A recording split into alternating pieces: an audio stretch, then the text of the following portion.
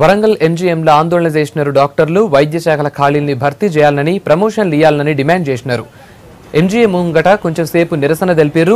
సర్కార్ దవాఖానాల సౌలతులతో పాటు సిబ్బందిని కూడా భర్తీ చేయాలని కోరారు. 25 రోజుల సంధి ఆందోళన చేస్తున్నా సర్కార్ పట్టించుకుంటలేదన్నారు డాక్టర్లు. మేము బడుగు బలహీన నిమ్న వర్గాల నుండి వచ్చిన వాళ్ళం, ప్రజల కోసం నిలబడ్డ వాళ్ళం, ప్రజల కోసం సర్వీస్ చేయడం నిలబడ్డ వాళ్ళం మేము. కాబట్టి మేము మా డిమాండ్స్ ఏంటంటే ఏ డాక్టర్ అయితే ఒక అసిస్టెంట్గా జాయిన్ అవుతాడో అసిస్టెంట్గా రిటైర్ అయ్యే దుస్థితి ఉన్నది, దాన్ని మార్చాలి. అంటే వాళ్ళు ప్రపోర్షనేట్గా అసిస్టెంట్, అసోసియేట్ ప్రొఫెసర్ చేయాలి.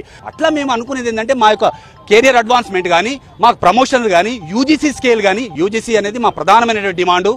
నాణ్యమైన సిఎస్ఆర్ కెరియర్ అడ్వాన్స్మెంట్ అనేది ప్రధానమైన డిమాండు.